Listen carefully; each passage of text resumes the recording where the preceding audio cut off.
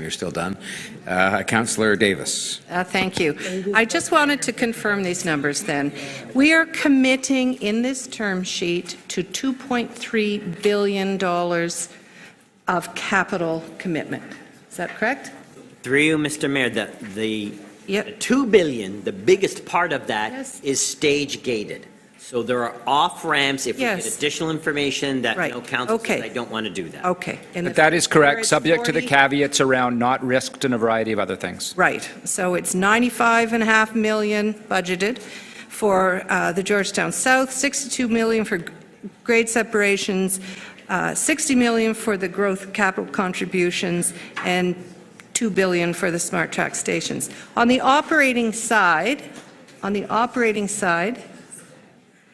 we're committing to pick up what we estimate, at least for 4 stations on LRT, of $215 million. That is a gross cost? Yes, a gross. You still have to do the math to offset with revenue. But we're committing to pay 100%, and we can mitigate this with fares and subsidy, presumably. And of course, it's important to note that somebody else has built those LRTs for us. Had we built them themselves, we would have had to pay the operating cost plus the capital. I understand. I'm trying to be really clear about what we're committing to in this report. So what is not committed to in this report is the costs of debt servicing, correct? It's committed to, not yet accounted for. Not accounted for. Right, not accounted for. The additional risk associated with the financing option, is that correct? There is a P3, the risk transfer costs. Yes, that's not included. Those two costs not yet identified. Thirdly, any additional costs in capital not identified because of any changes? Yes? That's correct as well. Fourthly, on the operating side for SmartTrack, any improvements in service, such as better headways. So we had asked for 6 to 8 minutes, and we had asked for TTC fares. Are those included in the costings that are before us? The fares are left to a future time in terms of the broader fare integration conversation, but the commitment to fund the marginal cost, including the marginal operating cost, is there. If I may add, Mr. Mayor, Cost of service at 6 to 8 minutes is included? No, it's not. It's not included. The commitment to put that the commitment is included, not the cost. Okay, so we still haven't accounted for. That's correct. How much it will cost to get the 6 to 8 minute service, and we have not met the TTC fare, and those were the parameters that I believe were given from council for negotiating. Is that not correct, or is that correct? The TTC fare will be part of a broader fare integration piece, and there is a core reality here, and I say respectfully, transit does cost money, and we are identifying the full cost to the extent we can. Obviously, there are limits to what we can identify in terms of the state of planning of RER, location of the stations, the precise mechanics of getting between 6 and 8 minute headway. But it would be fair to say there's still significant costs not included in these costs. That is your final question. If I just may add, Mr. Mayor, in July, Council did adopt the service level as within an integrated SmartTrack RER concept, which is what we're moving for, that 6 to 8 on Stouffville at peak. That is the service level that is agreed to within this agreement. All right. Thank you very much, Councillor Davis, and thank you, members of staff. And that would bring us now to Speaker. I'm sorry, was there a question, or are we ready to? A very quick question. I just want to clarify the numbers of units. You said 86,000 units would have to be built on the region. Was that correct? Through the mayor, to be clear, in the context of the forecasting that was undertaken to underpin the financing, there was an estimate that was created that is essentially the mid-growth scenario that has 86,416 units, new From units. 60,000. So we would have 60,000, so it would increase to 86,000 over 25 years. So that's basically 1,000 units a year. So that's if we take Councillor Carroll's scenarios, 4 buildings a year? That's actually a reasonable way to estimate it, yes. Okay, that's all. Thanks, Councillor Barlow. So I think that brings us to speeches, and I have Councillor Davis. She's going to be put right back to work speaking. And just so you know, I do not believe we have to go into camera because I think the one inquiry about that has been satisfied, unless there was someone else who wanted to do that. So I think we're fine to go ahead with the speeches, and we'll start with members of council who are visiting us today, and Councillor Davis is first. Thank you, Mr. Mayor.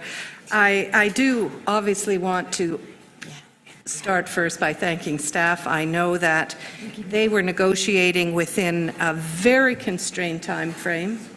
I don't think it was a time frame that was realistic or fair to either them or to council and to the people of Toronto. To be asked in 24 hours to come down and share a view about a very comprehensive report is not anything that I have seen in this place before. What is also a surprise to me today is that all of the outstanding transit costs associated with GO are now on the table for us to pay. I know that we in 2015 said, hold on, we don't agree with paying this amount, and I certainly didn't think that was going to be part of the entire settlement around SmartTrack. So we're being asked to pay another $300 million, plus the capital costs, which I know we were well aware of for SmartTrack. We're also being asked to cover 100% of the operating costs, and I know that has been a subject of much discussion here. I was here, and I fully expected that we were going to have discussions about the operating costs of the LRT. But I did not expect, frankly, that we were going to be paying 100%. I really didn't. And it was going to be negotiated. And we have, as a City of Toronto, said for the entire time I have been here, as part of financing the City of Toronto transit system, that we need more operating subsidy from the province of Ontario. They used to pay 50% of the operating costs, and we asked for that in the new deal with the city in the last 2 terms previous. And until we resolve the operating costs of the TTC, we will never be able to build a sustainable budget in the City of Toronto. And what have we done with this commitment? We've committed to take on the network, the expanded network of the TTC, and pay 100% of the operating costs. We cannot, at this point, sustain the existing network of transit. Our fare-paying residents are paying the greatest share of the operating costs of the transit system anywhere. And now we're going to ask them to pay more. On LRT lines that we'll have to build over time, a ridership, on a SmartTrack proposal that assumes a certain amount of development, and we still don't know those numbers.